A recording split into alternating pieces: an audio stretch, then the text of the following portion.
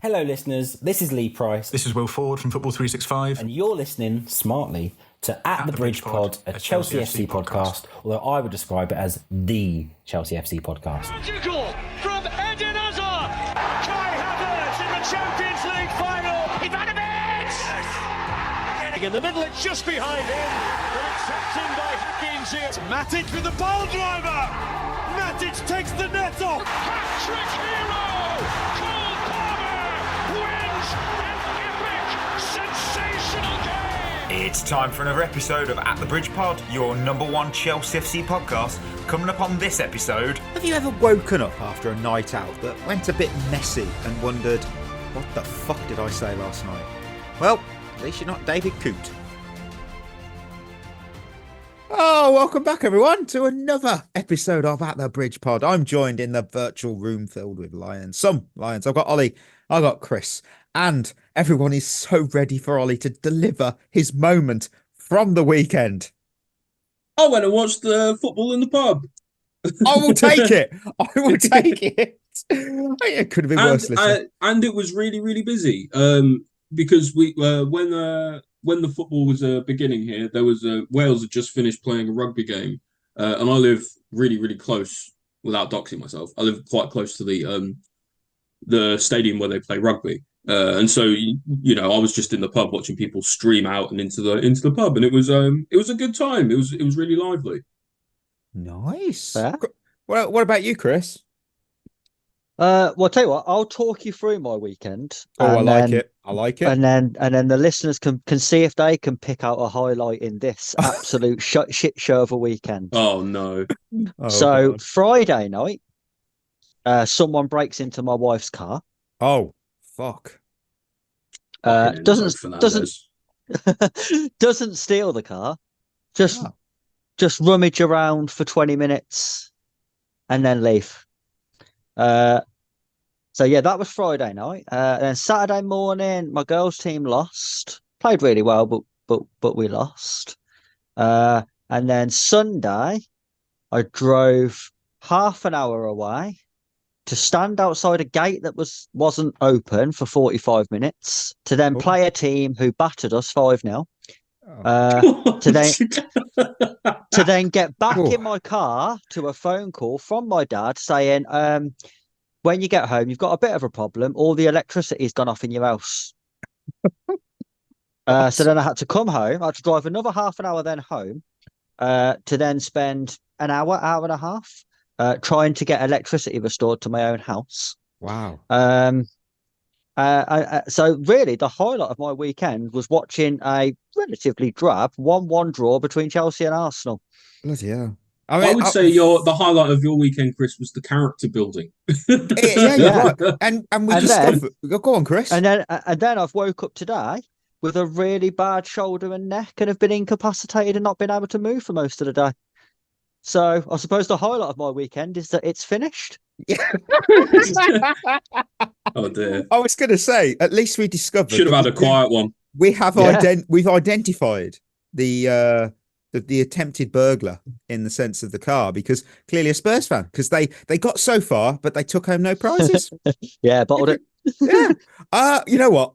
Mine was locked in Saturday night when I had the Instagram notification that Nigel Slater had liked and commented on my post of his brownies that I made that day. I was higher than Snoop Dogg. I was so chuffed. That's nice. I was so happy. I was like, yes. But of course, football. My moments. I've been cheeky. I've got two. My first one has to go over in America. Biggest upset in MLS history. Went down between Inter Miami and Atlanta United. Atlanta United won 3-2 on the night, claiming a victory in the series 2-1. This is historic because it was a 34-point gap between the two teams in the regular season. That's the largest difference overcome by a lower seed to advance in the playoffs. New York City had a 22-point lead when they were upset by New England Revolution in 2021. You know what I liked about it? Wow, go on. The fact that when that player was down injured, they just played on and scored.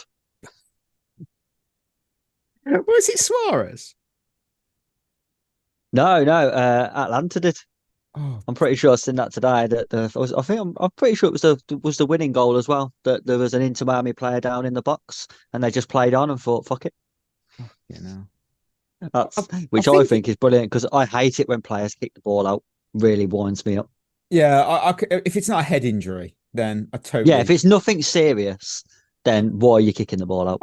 I'm pretty sure they said New England Revolution. I can't remember when they got knocked out of the cup because Berth's gutted, as we know, because obviously Burst fuming. He's upset. they're still not. I'm going to look this up actually. NYCFC and New England Revolution. Did New England Revolution beat them?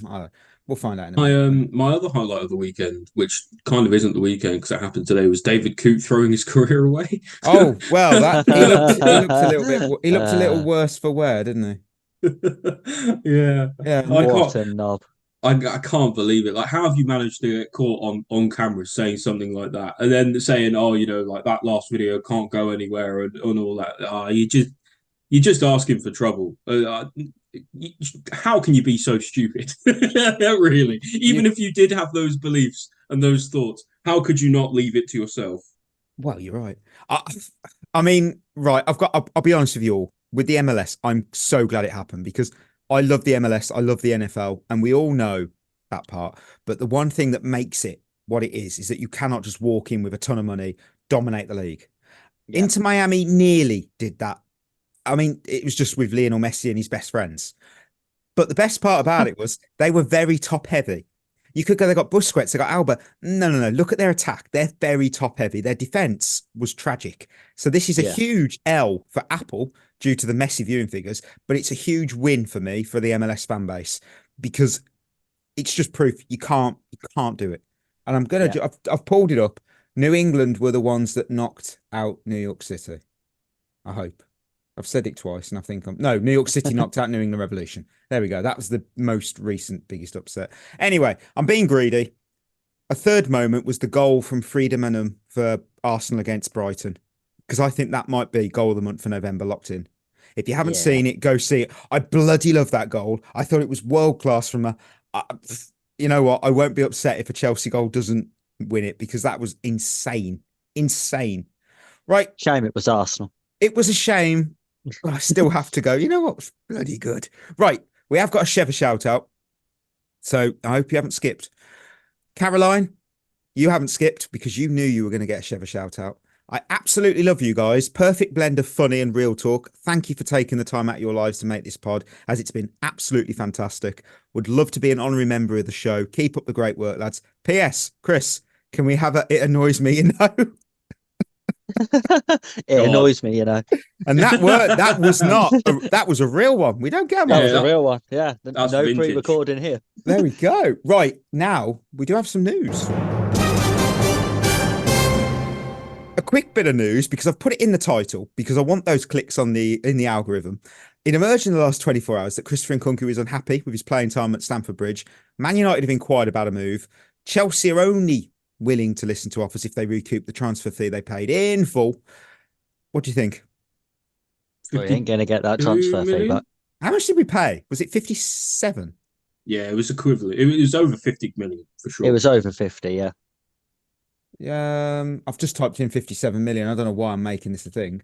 I don't know. I really don't know. I can't see him going to United. 52 million. Yeah, I can't see it. I in my opinion, I think it's a brief from his agent because he's not playing enough. That actually, I actually fully agree with that. That's why I put it as a quick bit. I'm not also 100% convinced he'd be that good for Amorim either. So like, I don't know, but I think Man United are one of the only teams that probably could afford to spend that kind of money on him. So it's a bit strategic in my view.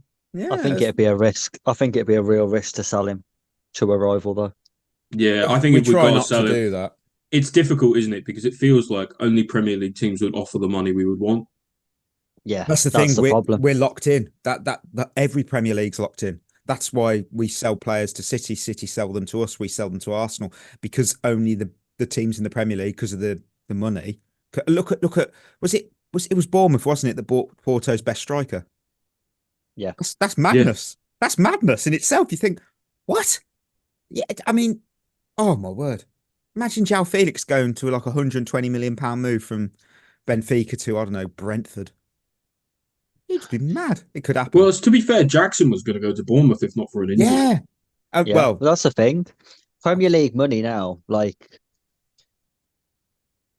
almost any Premier League club can get most players from outside of like the big European teams. You know, your sort of Portos, your Sporting Lisbon's, Benfica's, most of France. Most Premier League teams now, even the ones down towards the bottom, can afford players from those teams, and it is mad to think that you could get someone who, I don't know, is finishing third in France, getting Champions League football, and end up going to Southampton.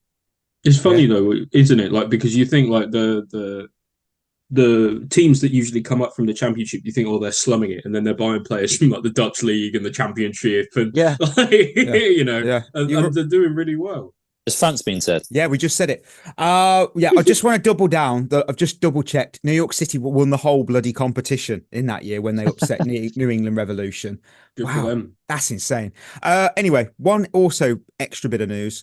Fabrizio Romano tweeted that Chelsea are actively monitoring the centre-back market and then said, let's see if it will be January or the summer. Chelsea are interested in several players. Honestly, I dropped to my knees in my kitchen when I read that. Oh, please. I don't even know who we're going to sign. Please, someone world-class. I wouldn't get too excited. Okay. Because I can guarantee over the next few weeks, as we get closer to the January transfer window, names will start coming out on that list who we're keeping an eye on, and none of them will be what we need. No. And what would be what we need, Chris? What would you say? Like, world class. I'm keen to... Yeah, I would say top class, if not world class, very, very good, but experienced, minimum 28 years old. Okay, yeah, that's definitely not happening then, because they're all going to be under 24 as a minimum. So, what about that up and coming defender from Go Ahead Eagles? Yeah, him. We might be linked with him. I don't know who he is. He might not exist. I've made him up, but he's good. Right. No, so it'll be people like that Antonio Silva from Benfica, and yeah, I was going to say him. Oh yeah, my young player to watch at the Euros. Yeah, there's another Diamandi from Sporting, is it? Oh yeah, he's all right. I think it's another Benfica one, Thomas Araujo. I think he's getting a lot of love from our scouts and stuff. So yeah you're right. It's going to be someone like that. Oh, we are going to head to Kingsmeadow Corner as Chelsea took on Liverpool at a totally wicked stadium in the WSL. And Aggie makes it 3-0 to Chelsea against Liverpool. Chelsea are going to be 6-4-6. It's a perfect start to the WSL season. 23 goals, 3 conceded. This team is something special. Oh, yes, because Liverpool 0, Chelsea 3. What are your thoughts on the result? Chris, tell me, please.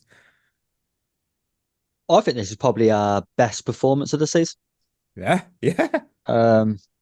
Which I think I said last game. Yeah, so it shows that we're getting better.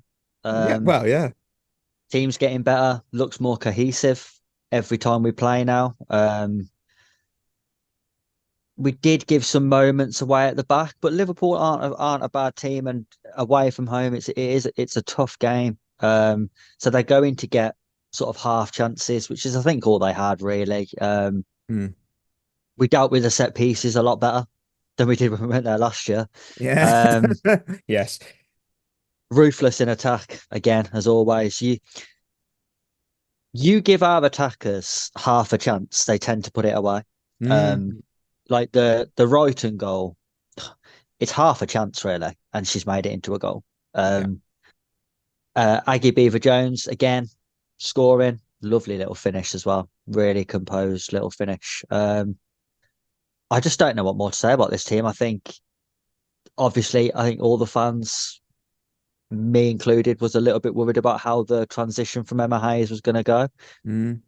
Doesn't look to have stopped us at all. We could be on for another historic record-breaking season, because at the moment we just don't look like we're going to drop points. Can I ask you a question? Not at all. I'll ask you a question. 6 wins. It's played 6 wins, 23 goals, 3 conceded, 20 goal difference, 18 points. Did we go invincible this season? I think it will depend. I think we've got to get through the Man City game first. I think if we beat them, I think we've got a real shot. If we go through the Man City game, the first Man City game, and we don't lose, I think then it would depend on how deep into the Champions League we go. Because I think towards the end of the season, when Champions League games are coming around, I think focus shifts slightly. So that's where you might get that one result where you lose to someone who you probably shouldn't. Important to note, though, like that Man City team are a good team. They've only drawn an extra game compared to us. Like they've played an extra game, and that was right.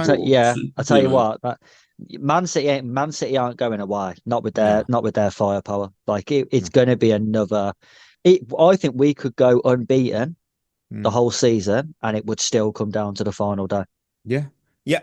My thoughts on the game are Standy Baltimore versus Liverpool by numbers. 90 minutes played, 46 of 50 accurate passes, 88 touches, 6 touches in the opposition box, 2 of 2 tackles, 1, 4 clearances, 2 headed clearances, 5 interceptions, and 2 recoveries. Oh, France have found their new left back, which I never thought we'd be saying about it. She was an attacking player, left back. Honestly, I had to do it. And Chris, you said it just, but for me, this Chelsea team looked more ruthless than under Emma Hayes. That's saying something. I think the handbrake's been taken off a little. Maybe it's fresh ideas. I don't know. I think that might be partially it. I think, like especially towards the very end of Emma's reign, like I think all the players were kind of like putting the shift in and doing it kind of because they knew she was leaving, if you know what I mean. Yeah, for sure. And we'd seen that we had stumbled a little bit. It went to the final day. Like they just look rejuvenated. The additions we've brought in have proved really, really fruitful, and it's like we're getting goals from all over the pitch. Yeah, like everyone's contributing. Everyone's doing a really good job in terms of contributing to those wins. I love the family vibe this team has because Nushkin and Ramirez, another iconic celebration. This time it was about Hannah Hampton's upcoming birthday. First time Chelsea have gone on the road to Liverpool and won since 2019, which what? Mad. I mean, that's a big statement, actually. Huge. And to win comfortably. Happened. Yep, never in doubt. And Myra Ramirez really impressed me in the game, not just by scoring a goal, but just the pressing, outstanding. And she does get categorised as a physical striker, but she is such a tactically smart player. And we have her, Sam Kerr. We have so many players. It's insane. What's interesting? We're blessed. So we've scored, what was it? I said we scored 23 goals. Yeah. Nobody in our team at the moment, I believe, has more than 4. Yeah. So, like those goals are coming from all over the pitch. No one has more than 2 assists either. So, clearly it's all really the burden of it's being spread out among the team. And that is the hallmark of a title winning side. Which is why I think we're so difficult to stop, because who do you stop? Who do you set up to stop? We're 6 games into the season. Only Hannah Hampton in our sort of official starting 11 doesn't have a goal contribution. That is insane. Yeah. I mean, I've got to say the negative. Lucy Bronze came off in the second half and was seen on the bench with an ice pack to the leg. Not great. We've heard nothing else since, so I can't give you any updates. There's a huge game coming up in the Champions League against Celtic, and then obviously Saturday 5:30. City. This could be, but it's at home, so that is always an advantage. Come on. That's this Saturday, isn't it? I'm going to that. Oh, I'm going to see that game. Well, there we go. Ollie can give us the eyes on the ground. Let's hope. Let's hope it's a sellout. Yeah, yes, I do as well. It's at the Bridge, so exactly. Yeah. I've got overreaction. You think? I teased it in the group chat. I might have one lined up. I'm going to step up because after that result, I'm saying that the WSL season will eclipse any under Emma Hayes. I believe Sonia's team are that good. I'm convinced. I'm really convinced. 6 for 6, but it's how we've played, how we've won. Yeah, and you know what? It's not been perfect though either. In terms of like we've still had some defensive issues. Like we've still not quite gotten it quite right yet with the way that like she wants us to play, and we've still done this well. Exactly. So things can only improve from here. The only thing I would guard against would be we haven't seen this team react to a setback yet. And It's an overreaction for a reason. that was a hallmark though of sort of Emma Hayes' time, that this team didn't lose 2 in a row. If we lost, we reacted. And it'll be interesting to see, because there will be, at some point, there'll be a wobble somewhere, because it's a long season, especially the amount of competitions that we're in. You're going to have a wobble at some point, so it'll be interesting to see how they react. I fully expect us to react exactly the same way and come back swinging the following game, but you just never know until you've seen it. Very true. Very true. So it's time to head for winners and losers, because we welcomed Arsenal to the bridge. Oh, Kai Havertz! It's offside! Yes! This official commentary is... Official commentary. I couldn't believe it when I heard it. Chelsea won. Arsenal won. We kick off with the winners, as always, but I want to know, who have you got and how many have you got? I got 3 and 3. 3 and 3. Really? I got 4 and 3. Berth's not here, so I think, I'm just throwing one in. And Have an extra one. 4 winners is big, Mikey. Yeah, well, you've got to you don't know what they are yet, so that is very true.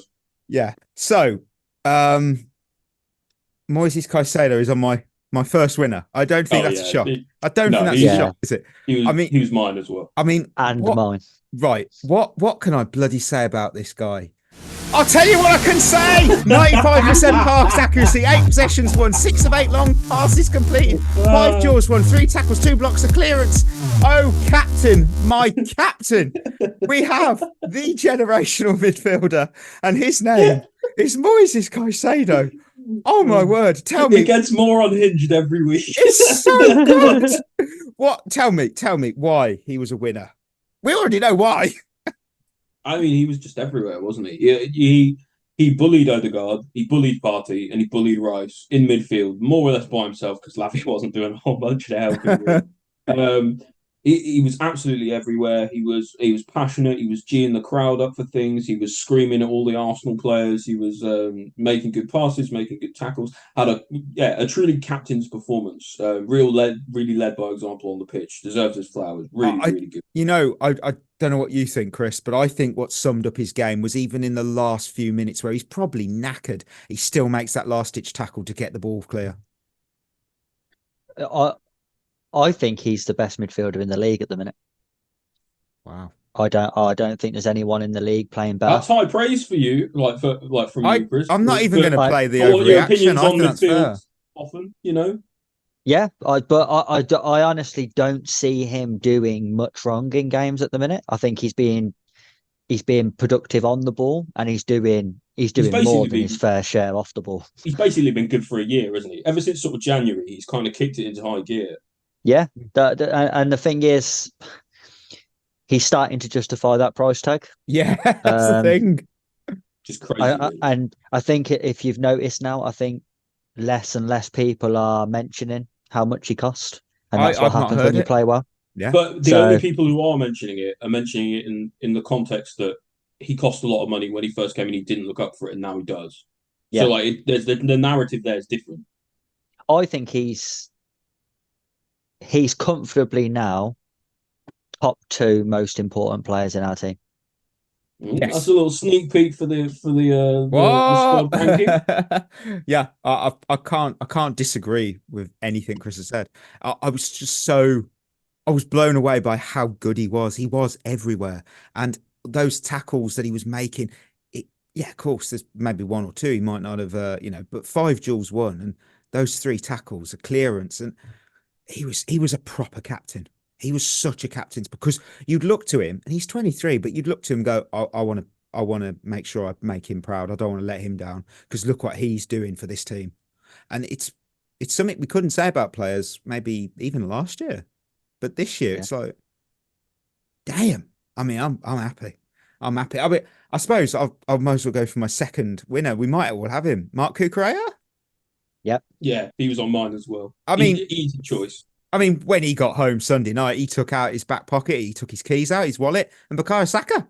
Oh, what a performance from the European Championship champion. I mean, the first half was flawless. Did it in the Euros final, and he did it again yesterday. The first half for him was flawless. I mean, when you're dealing with arguably, whether you like it or not, one of the best wingers in the world, he was quiet all that half, quiet. Second half again, pretty quiet. I mean, Cucurella did his job, which is probably why he started and Gusto was on the right. I think for how good Caicedo was yesterday, I still think Cucurella was our best player. And to beat Caicedo's performance yesterday is saying something. But I thought Cucurella was absolutely flawless. I mean, I personally thought Caicedo was a little better, but Cucu was outstanding. He was outrageous. I'm not offended by that comparison at all. That you might have thought he has a better game, because like he was just, again, he was absolutely everywhere. He was really, really important, especially in the second half. I thought whenever Arsenal were like looking to break forward, he was always there to rush in quickly and like break up the play, stop attacks before they could even begin. And to do that while also covering one of the best wingers in the world as well is ridiculous. I mean, to be fair, he made my winners list the minute he grassed up Kai Havertz for bleeding. I saw that. To run over from left back to basically right back and tell the referee, check Kai Havertz, he's bleeding, he needs to go off. I thought that is absolutely brilliant. I love Cucurella because he is a bit of a shithouse. It's that it's that David Luiz mindset. He's already got it. Yeah, he's already and fun fact, he was one of only 3 players on the pitch, included that basically the other 2 were goalkeepers, to wear gloves. There you go. Havertz was kind of getting it in the neck. Like, he had a really, really rough game, bless him. He getting shouted at by half our squad, getting bundled to the floor, forced to bleed, forced to go off, scored an offside goal. Day to forget for him, for sure. Yeah. Chris, who's your third winner? Pedro Neto. Yeah, you and me have gone 3 for 3, Chris. Wow. Yeah. I do think at times I would say he was a bit frustrating yesterday. There was one especially where we was launching a counter attack and he decided to turn around and pass it 25 yards backwards. I didn't really get that one, but took his goal really well.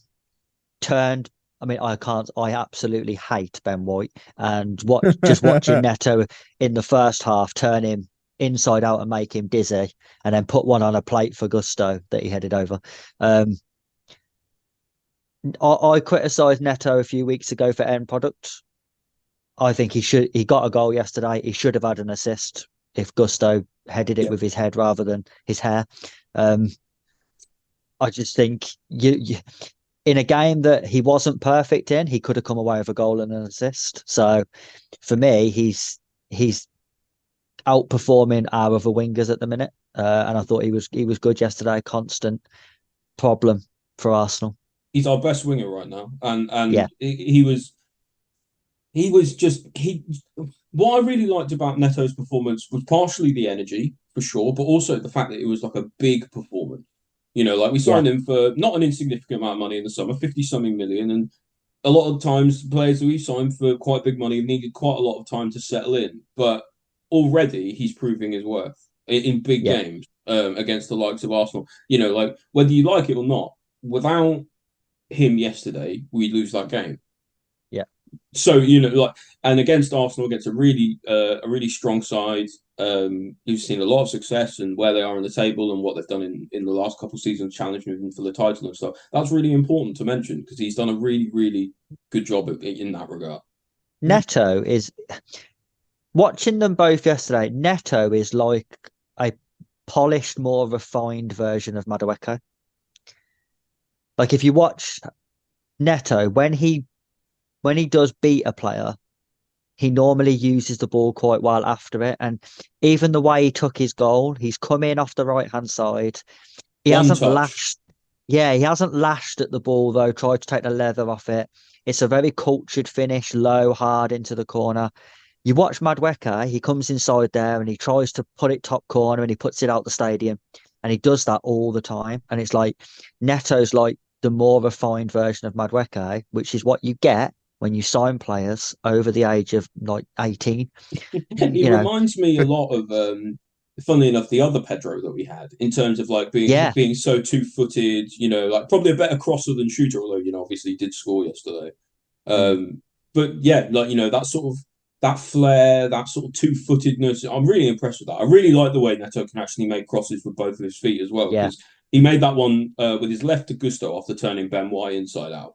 That Gusto should have buried absolutely. But then in the Newcastle game, he did one with his right, a really similar one to Mudryk for his goal. So like he's a dual threat in that way, and it's really nice to have wingers like that, because you never really know what like how to stop them. Yeah, you got a good point. I can't believe I've got to do this. And Gary Lineker is leaving Match of the Day at the end of this season. It's just announced. That's kind of like been on the cards for a while, isn't it? Like moving up. Thinking about doing it for a while. Well, I'll tell you who's not going to replace him now, though. Jermaine Genius. David Coote.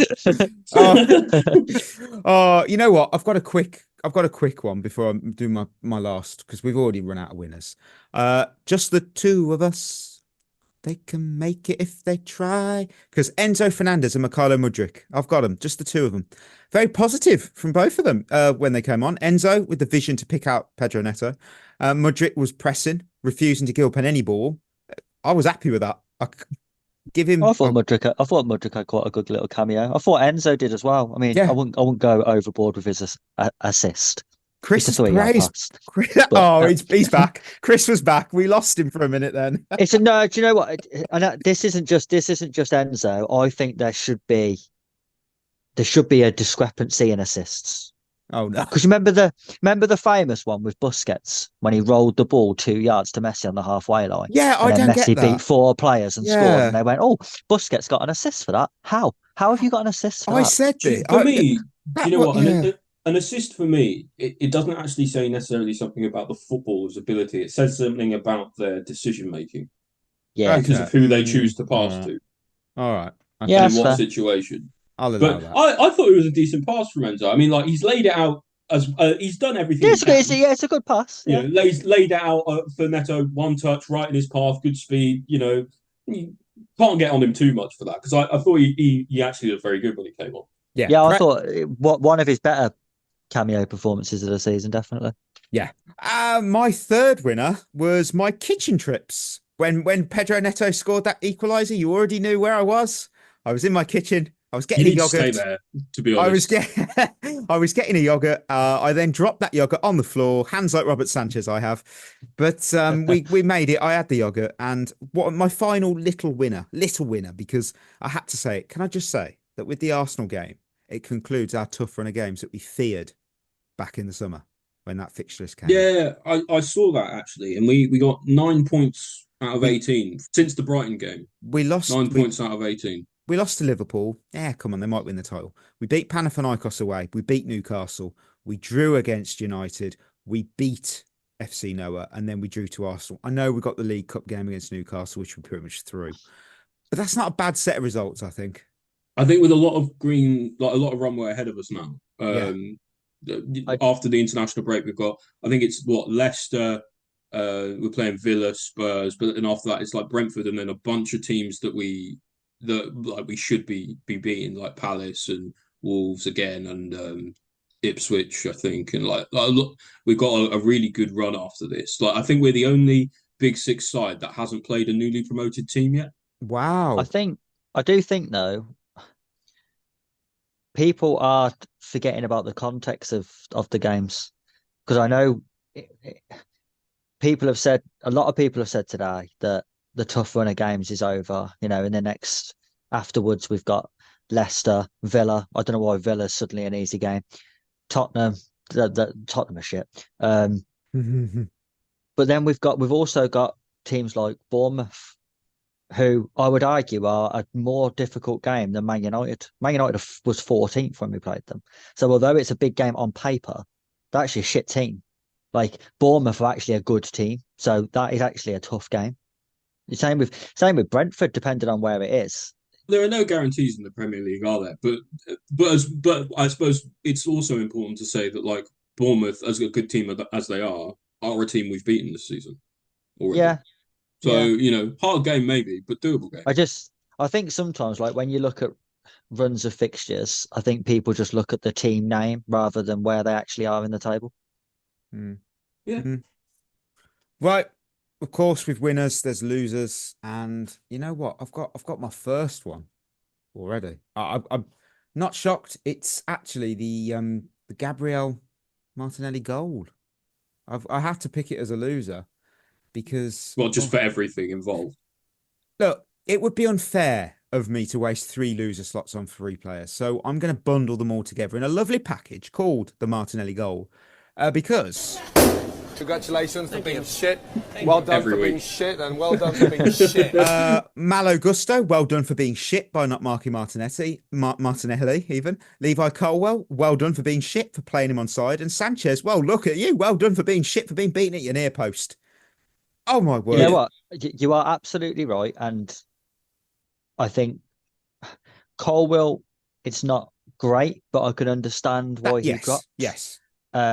Sanchez, I don't really think we need to talk about anymore. I think Robert Sanchez, unless he's on someone's winners list, I think he should just permanently be on the losers list. I don't think we should have to waste a spot on him anymore because unless he's on a winners, he will be a loser. But you were absolutely right about Gusto. Had a brilliant game yesterday. But if you remember, he did exactly the same thing in the 2-2 draw last season. Late in the game, lost his man at the back post. I think it was Trossard, was it? Last season who scored the equaliser for them at the back post. And he done it again this time. Stop standing still, mate. Stop standing still and follow your man.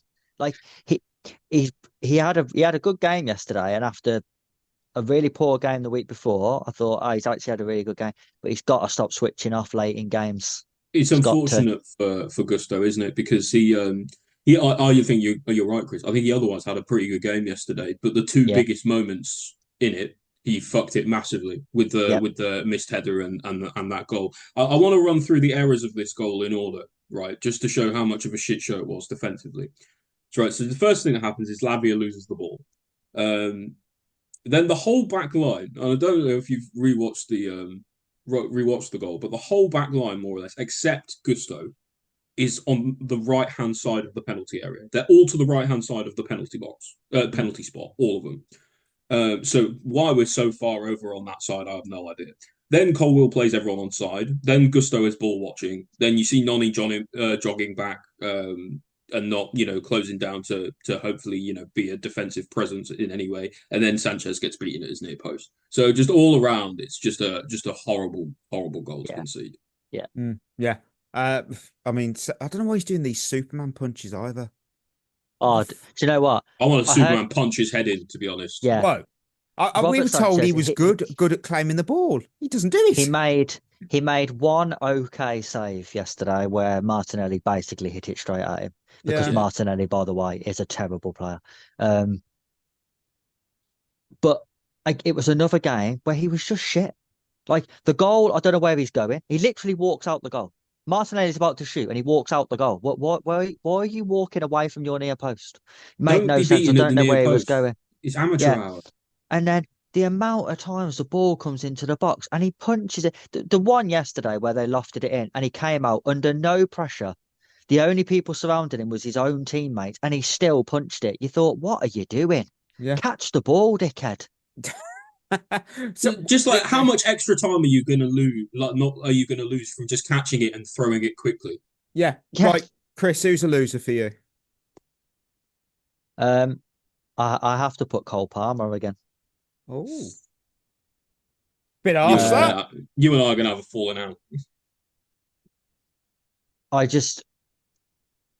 He's not being effective when we play better teams. This season, when we play better teams, he's not being effective. I don't think the number 10 role is working in bigger games. And I said it yesterday. I think the coach really should be helping him by moving him out to the right-hand side because this is, four games now against traditional top 6 teams where they've just crowded him out of the middle. And at no point has Maresca thought, I need to get Palmer on the ball. So let's just try something different. Put him on the right, put him on the left, put him up front. I don't care where you put him, but at least try something different to get him in the game. And it's like we're just happy for the game to drift him by. I don't think he's doing enough either, but I don't think the system's helping him. I think he's too easy to crowd out of the game in central areas against good, well-coached, well-drilled teams. And he needs help from his manager to get in the game. I thought actually he started the game really well yesterday. Up until he had the shot that the keeper tipped over, I thought, he's having a good game. So he's finding pockets of spaces. And then Arsenal made a tactical switch where they put more players around those sort of half spaces. Yeah. And then that was it. His game was done. I literally don't remember him doing anything positive after that point in the entire game. He had 2 free kicks that he hit the wall on both. Terrible free kicks. He didn't create a chance. He didn't look like scoring a goal. If Maresca's going to insist on playing him there in these games, then he's got to find a way to play well, because at the minute we're playing without him whenever we play anyone good. Ollie? So here's why I disagree with you, right? So I want to take you not to the Stats Drop Club. No. We're going to the back alley behind the Stats Drop Club. Right, because do you know who else had an absolute stinker yesterday and nobody's talking about it? Bukayo Saka. Yeah, he did. Yeah, he was shit. Right, 0 crosses. He doesn't play for us. 0 crosses, 0 accurate long balls, dispossessed 5 times, 1 interception, 1 recovery, no tackles won, no goals, no assists, no chances created, 14 passes, 39 touches. Right. And the reason I bring that up is because we got to talking yesterday, Chris, about and I appreciate your argument that if Palmer is going to be touted as one of the best players in the world and our talisman, in big games he has to turn up. And I do agree with you. But evidently, there are players like Saka out there who are like a lot of other people would consider one of the best players in the world, certainly in the Premier League, who didn't do anything yesterday either in 81 minutes. Players have off days in big games. Players don't always play well all the time. I just think we can afford to give him a little bit of slack. And I understand that it's about saying that, like Saka's done it before, whatever, but Palmer's done it before as well last season. So for me, I think it's too early to start. I don't think this narrative. I think it's too early to start this narrative for me. But my concern is that take last season away because it's not relevant to what's happening now. He's played 4 games against Big 6 teams and he's done nothing in any of those 4 games. But why? But why is last season not relevant? Because surely his performances last season is why people double up on him this season. Yeah, but it's irrelevant to his performances in big games this season. Surely they're looking for a way to stop him though, based on what he did last season. Yeah, and Maresca said that. Maresca said the one thing he's got to deal with this season is teams having a plan to stop him. Now, what players like Hazard was really good at was it didn't matter. If you had a plan to stop him, he would solve the problem himself and find a way around it. The only time I remember clearly Hazard being stopped was when Mourinho got Ander Herrera to man mark him and he just followed him round. That is the only time I remember Hazard being completely ineffective in a game because of what the opposition did. And Cole Palmer is easily one of the best players in the league.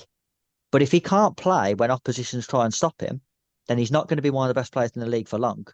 And that's the problem. He's got to solve the problem himself. He's got to find a way on the pitch to be effective when he's not at his best. The reason I disagree with that is because I don't think the burden is solely on him. Though I look at yesterday, right?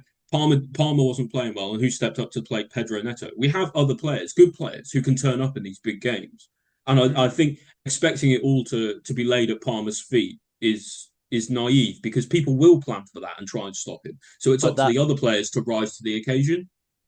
But that's the cross you bear when you're the best player in the team. Yeah, you're right. But those players have bad games, like I said. They do. But again, if you look at someone like Salah Salah can be absolute dog shit for 89 minutes and then he'll get a chance and he'll score. And that's all what people remember. Like the Arsenal game a couple of weeks ago, he was absolute shit and then he scored from out of nothing. Yeah, And he's that's- also a decade older than Palmer. Yeah, which is a fair argument, but it's the same with Saka in a way. If you look at Saka, then again, the Liverpool game a couple of weeks ago, he scored within like 3 minutes, so he's had an effect on the game. That's what I mean. These players do have effects on big games like this, and that's what I say. Saka's done it before, but then in this game against us, big game for him, did nothing at all. So No, just expecting these players to turn up in literally every big performance, I think is naive. That's all. Yeah, and I do agree with that. It's the fact that it's 0 for 4. Yeah, He's a bit like Maresca this season. He hasn't got a win yet against a big team. I still think it's too early for that now. Let us know, listeners, in the I think Discord. Ollie, who's your first loser? My first loser is Enzo Maresca. It's not mine, but not for the reason you might expect. That is exactly what I wrote down. Because actually, I thought he set us up right. But at this point, and I'm sorry to harp on about him again, but at this point, with the amount that he is playing Robert Sanchez and he is persisting with Robert Sanchez, ultimately us conceding goals because of his errors is now Maresca's fault, at least partially. I agree with that. I agree, but I think that everyone knows my feelings on Jorgensen. I love him. But the point is, Sanchez is the number one for now. If you bring in Jorgensen, which, brilliant, and he doesn't do it, you've caused an issue because Sanchez's confidence is going to be through the bloody floor. And confidence should already be in the floor because he makes an error every game. I'm not disagreeing. To cause us a goal. That's what I'm getting at. At this point, Maresca needs to stop persisting with this. It's his one biggest issue at the moment in the squad is the fact that he is trying to persist with a player who is in every single possible metric not good enough to do what he's asking him to do. Right, and this is now it's Maresca's fault because at the end of the day, Sanchez isn't going to improve anymore. No, right, he just isn't. So he just is what he is, and we have to accept that.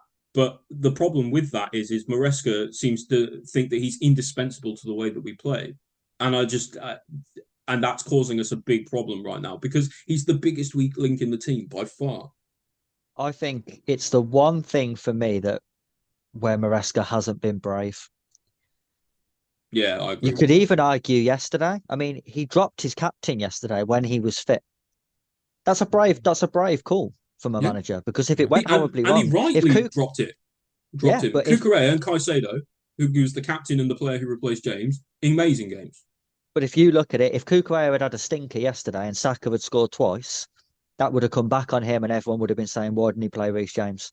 So it's a brave decision. I don't understand why he keeps bottling the Robert Sanchez thing. Because if he and you are right, Mikey, if he brings Jorgensen in and Jorgensen is shit as well, then yes, rightly so, people could go, oh, why have you dropped Sanchez? But nobody would. Because no one in our fan base rates Robert Sanchez. Nobody. I haven't heard a single Chelsea fan who thinks Robert Sanchez is good. So he could bring in Jorgensen. He could bring in a kid from the park at this rate, and people would go, yeah, all right, fair play. Yeah, the Dog and Pheasant Sunday League team or whatever. But like it's getting to the point now where it's like it's weird that he's persisting with it so much. Like, I genuinely can't believe that a player who played in La Liga for last season, for the majority of last season, for a La Liga top 5 league side in Jorgensen, can be any worse than what Sanchez has been showing us this season. It can't be worse. It can't be worse. He just can't be. I'll tell you why he was a loser for me, Maresca. Lateness of those subs. And they were late. I mean, they were so late. I thought the international break would begin and be over before the 90-minute. I mean, Palmer played the entire game when he really shouldn't have done, by the way. Palmer should have been taken off. He was quite clear that he was not only knackered, but he was clearly not fit. Either shifted out wide or taken off because he needs the rest. And it was a foolish risk to make him play the full 90, that especially when he's not fully fit. And my other complaint was someone that was from the news, Nkunku. I mean, I'm extending him a bit of an olive branch here because to bring him on with 2 minutes to go and whatever stoppage time, that's just insulting. Played like 8 minutes. What's the point? It wasn't very long. He should have been on much earlier. I'd say 60th minute. What's the point? 2 minutes. Come on. Not just that as well. João Felix, who was actually better than Nkunku in the last game that he played, Didn't get any minutes at all. Yeah, In fact, it just I can made go no one further sense. than that. João Felix hasn't actually seen any minutes in the league for us since the Forest game. Since the red card against Fulham. Yeah, and that's insane. it. So Yeah. I did, you know, I know I get a bit of reputation for constantly being negative, right? But I didn't. I was relatively content yesterday with the performance and relatively content with the draw. I thought it was probably a fair result on reflection of the game. So when I went on socials after, I was expecting to see the positivity police out, being all what a game and all this shit. But actually, it was the opposite. Yeah, people were upset. I think a lot of people now have started to question Maresca, and it's not just the fact that he isn't getting results in these big games; it's the fact that he's not trying to. The one biggest complaint I've seen on socials yesterday after this game was people inside the stadium and people watching at home seem to think that Maresca doesn't want to try and win these games in case he loses them. And I think that's right. Like, you look at it yesterday, for the sort of 5 minutes after we got the equaliser, we did nothing. We just kept the ball. We won the ball back. We passed it around the back. Was slow, laboured, wasn't looking to go forward. It was all about protecting what we had. And then the risk with that is, let's be honest, Arsenal was half a yard away from winning it with the last kick of the game. And that's the risk when you don't try and win. You can quite easily lose. And I think the United game was the same. I thought the Liverpool game was exactly the same. We don't look like we're trying to win these games. We look like we're just trying not to lose them. Yeah. And then one other thing which I noticed after the game, and it irked me a bit, but I wasn't going to say anything. But then I've seen it again, loads of people saying it online. Him walking around the pitch afterwards with a massive smile on his face, like we'd beat them 3-0. And I thought, mate, we've drew. Like, you can be okay with it. But he was walking around applauding the fans. And I thought, mate, calm down. We've drew 1-1. We haven't won the game. But it seems to me like he still hasn't quite switched his mentality to the fact that he's at Chelsea and he's not at Leicester. A 1-1 draw for Leicester against Arsenal is a fantastic result. You can go on the pitch smiling. A 1-1 draw against Arsenal at Chelsea, it's okay. Yeah. Come out. To be fair, if he doesn't clap, I was going to say, if he doesn't come out and clap the fans, he'll just get in the neck for that. No, that is also it's true. not the clap. It's not the clapping. It's the smiling. Like, it's smile, please. But being that happy about that result is odd when you are at a club like Chelsea. Yeah, but we've seen it all before, haven't we? Like in we've seen Hazard smiling and joking and stuff with our team. When he was at Real Madrid, we've seen our own players smiling and goofing off in the 22. And I hate it. And I hate it every time. Our target is top 4. Arsenal's is the title, so I can that's where I kind of see it. I'm going to quickly just do my final loser and then I'll let you guys have your other two. Kai Havertz. Because who are you shushing? Who are you shushing, bro? Yeah. Who? Tell me. Havertz. Because you're the one who has been all talk about it meaning more to win that Champions League of Arsenal than Chelsea. We've moved on. Happen. Exactly. We moved on like you moved on. To shush the fan base that majority of them stood by you is just stupid. I don't think a VAR call has ever been celebrated so loudly at the bridge. It was just so beautifully done. It was like, he's celebrated against us. Okay. Well, he scored, so we've shushed. Hello. Come on. That was hilarious. Yeah. Chris, who's your final losers? I've got Levi Colwill. Yes. Didn't think he had a very good game at all. But it was another game where he looked quite rash. Decision making wasn't quite there. Luckily, he was playing up against Kai Havertz, who's dog shit. Worst defender for us, I think. Yeah, exactly. And I thought on a day when all the other back 4 had really good games, Colwill was the one whose level was below everyone else. Because I thought this was probably Fofana's best game of the season. I thought he was actually really good. And then my last loser is João Felix, because I don't know what the point of having him is if you're not going to bring him on, especially when Palmer's having such a poor game. If you're not going to bring him on then, after he's just had a good game, granted it was against Noah, but those are the only games you're giving him opportunities to play. So you can only base him on what he's doing in those games. To not get any minutes at all, bizarre. And I don't know why he's here. Yeah, it's fair. Ollie, who's your favourite? Favourite? Who's your losers? Who's my favourite? Chris is my favourite. So for second loser for me is Noni Madueke. Maybe a little harsh because I thought he did all right defensively against Arsenal, but other than that, I wasn't impressed. Didn't do enough going forward. Rash in the way, like he just can't seem to in the way that Neto looks really quite refined on the ball. He really doesn't. And he's been struggling a lot for a while now. I think it's time for him to have a little time on the sideline. Do you think with Madueke, I thought he was at his best last season when he was trying to prove to the manager that he should play. And he started a bit like that this season. His better games was when he wasn't guaranteed to be in the team. Now it seems like he's I think guaranteed to be in the team. It's like he's slacked off again. A bit of complacency there, I think, is for sure. I think the same thing happens to Enzo Fernandez as well, because like he's now been taken out of the team, and when he has come on since he's sort of been out of the team, he's actually looked pretty good. So like it seems like some of these players just need a bit more of a kick up the arse. Maresca, I'm sure will learn that over time about how some players need an arm around them and some of them need a kick up the backside. So and Noni seems like one who needs a bit of a kick up the backside at the moment. So yeah, just not good enough in a game where our other winger was really good. He didn't stand out. And then the final loser for me was narratives. I like to talk about narratives a lot. I think hates a narrative. I like a narrative. I think I like narratives when they're well founded. The narrative around Palmer annoys me a lot, to be honest. The narrative around the big games, I think for me, in my personal opinion, it's still too early to start that kind of narrative. Maybe if Maresca goes the whole season without winning a big game, fair enough. Or one big game, or then I think fair enough. But I think it's also important to look at, in terms of the narratives, you've got to look at the context around what we've played, where we are, and what we're doing at the moment. So we're third, right? And there's 3 points between third and 11th at the moment, right? So this is how the conversation goes. Someone goes, well, we're third at the moment, so we should be good. And someone goes, well, we're 3 points between third and 11th, so we shouldn't be that happy, which is correct.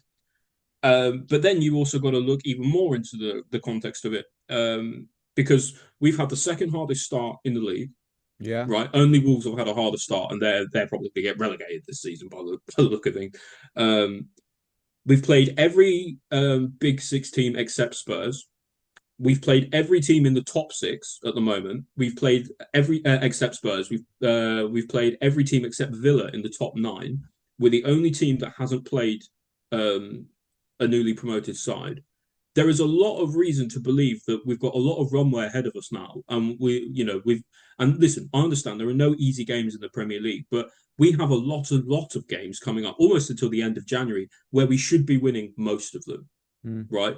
And it's an important thing to have, because that's going to build confidence, and it's going to, and it's going to maybe help kick on with our season. A lot of the big teams still have to play each other. They have to play other teams that could be a banana skin, like Forest and Brighton, teams that we managed to get results out of and get points out of. Yeah. So I think it's important to remember, while you can't get carried away with us being third or whatever for the first time in whatever, because it's in however long, because it's been a long time. Also, it's important to know that actually, I think we're doing a bit better than people might think. Some of those underlying metrics are really encouraging. Yeah, I think the only problem I have is with the people getting carried away with us being third. Is like you just said, there's 3 points between third and 11th. Oh no, that's mad! Wow. Most teams in the league are having poor seasons. But the way I would put it though is that I would say, out of all the teams currently in that third to 11th spot, we are the best placed to stay where we are. Right, emojis. Yeah. I've gone with the emoji. Couldn't resist. That's good. I was going to go with a similar one, actually. I was going to go with the donkey emoji, because that was Havertz's performance. I'll just go with the smile, because I was quite content with the game. No shrug, really. shrug. That's slight upgrade from the shrug. A smile, right? Slight upgrade from the shrug because Yeah.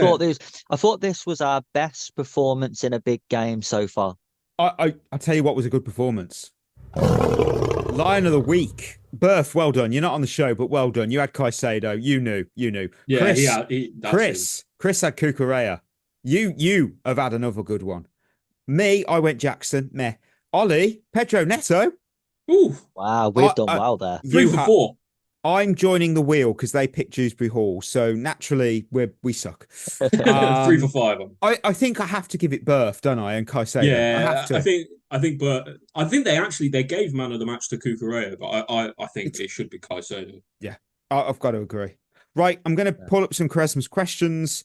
I've got Riley Gill, who's asked, who's each of your guys' favourite men's and women's players? Mustovic and Cuthbert for the women's team. For the men's team, though. Ooh.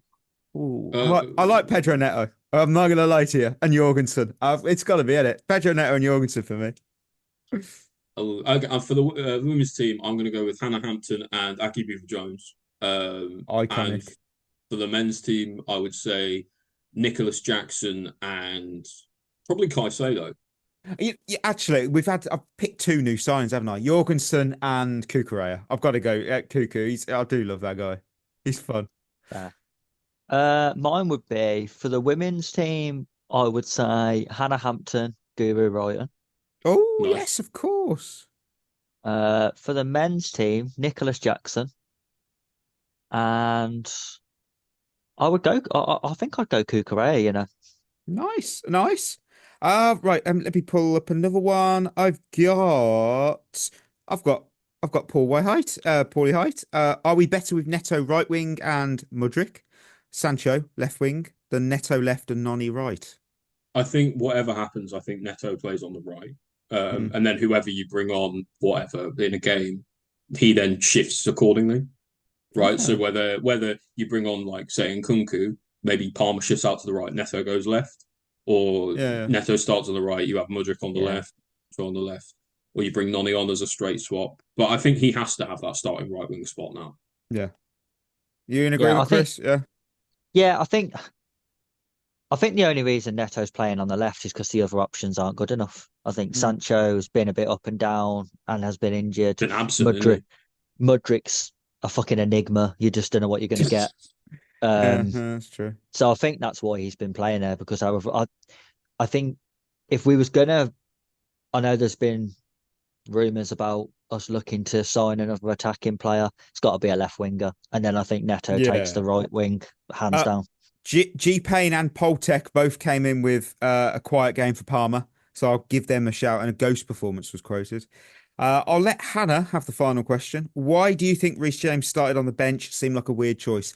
I personally think it was so Cucurella could do a job on Saka. So that's what I think it was. And you'd rather have Cucurella doing that than Reece James. It's tactical because you want someone like Cucurella who's done it before, going up 1v1. Exactly, he knows Saka on his strong side, whereas James obviously he's right-footed. Yeah, I agree. But the other thing is why? Okay, you say in that case, why didn't James start over Gusto? We all know James can't get up the pitch. Yeah, up and down the pitch like Gusto can. Do you think Reece James's day? Sorry, do you think Reece James's days as an attacking right back have finished? I think no, and I'll tell you why. No, and I'll tell you why. Because when he did come on, in the last 20 minutes of the game or whatever, he was taking up the same positions as Gusto. It's just clear that he can't play a game like that for 90 minutes. Yeah, we're scared of his hamstrings. So wrapping up today's show, end of show game, guess the player by their career path. Of course, I've gone on Wikipedia. You know what? I've got 3. I've got 3 lined up. I've got the first one ready. So this player started his career at Real Madrid before moving to Leganés on loan. Then Espanyol on loan. Then Mallorca on loan. He's having a great time. And then he then moves to Mallorca permanently before making the switch to Barcelona. Sami Eto'o. What? You're straight in. You're right, because next team was Inter, Angie, Chelsea, Everton, Sampdoria, Antalyaspor, Konyaspor, and Qatar SC. Don't know who they are, but yeah, Samuel Eto'o. Good. Chris is on the board. 1 up. Now, did Samuel Eto'o win a Ballon d'Or? He did, didn't he? No, He came No. second or third. Second, Yeah. yeah. He podiumed, didn't he? Yeah. Yeah. So, next player. Started his career at Manchester City before moving to Darlington on loan, Bury on loan, Falkirk on loan, Cardiff City on loan, Coventry City on loan. 5 in a row. And then he moved permanently to Notts County before moving to Leeds United. All these are 1 years, by the way. He's not stayed there longer than a year. He's yet. a nomad, isn't he? He then Jesus. moved from Leeds to Leicester City before moving to Nice. Oh, was it Kasper Schmeichel? 1-1. Ollie's on the board. Oh, Well, to be fair, Ollie, I could have sat here all night and I don't think I would have got that. No, it was only the Nice one got it because he Leicester and Nice. Yeah, Leicester to Nice. Right. Yeah. This could be a tight one. I don't know if you'll get it, but we'll trial it. Started his career at Charlton Athletic before moving to Leeds United. He then moved to West Ham before moving to Newcastle United. He then heads back to West Ham United and goes on loan to Birmingham City before permanently signing for Birmingham City. He then finished his career at Ipswich Town. No, I don't know who this is. West Ham twice. I want to say Newcastle once. Leeds, Charlton. I'm taking a real. I don't think it is this player, but it's the only one I can think of. Oh, go on. No, go on. Give us the club. I was going to say he's managed 2 of those clubs already, and he's currently an international manager. No, it's definitely not who I was thinking of. Oh, right. Go for it. Go on. I was thinking of Darren Carter. It is not. It was actually. If I tell you that this player, It's not. Hang on. It's not like Jesse Marsh, is it? Like No. This guy is the manager of Montserrat. no. Why would that help us? Oh, Yeah, I well, don't even know where that is. Montserrat, the country. He is manager of Montserrat. Great. Midfielder. I assumed it was a midfielder, and I don't know why. I'll give you. I'll say it. So it's a draw this week, listener. But he punched Kieran Dyer. Lee Bowyer. Yeah, Lee Bowyer is the manager of Montserrat. I still can't believe that. I was like, what? I don't. But you know what? When you remember said Lee Montserrat, I'm Bowyer surprised at we West Ham. didn't get it from that. Yeah, And I don't remember Lee Bowyer at West Ham. No, he That's was what there threw me for. off. He was there in 2003, and then Newcastle, then West Ham again. I don't remember that either. But yeah, if you wonder how is he getting on at Montserrat, well, he won his first game 3-2, so Legend. he's still there now. He's been in charge since 03, September 03. He's played 12, won 4, lost 8. Not great. He's only played 12 games since. Well, he's managed 12 games. He hasn't played. He's managed 12 games since 2003. 2023. Oh, okay. I didn't think that was going to be right. Sorry. Oh, Jesus Yeah, Christ, that's a Getting the small goose egg international pool. treatment. Right. Right. Thank you for listening to this episode. Treat yourself well, listener. We'll be back on Thursday or Friday for that Friday show, end of week show, whatever we're going to call it. Probably player rankings. That'll be teasing. So yeah, till then, that's going to be us signing off. You've been listening to At The Bridge Pod, a Chelsea FC podcast. Follow us on Twitter and Instagram by searching for At The Bridge Pod. And if you're listening on Apple or Spotify, leaving us a review is always appreciated.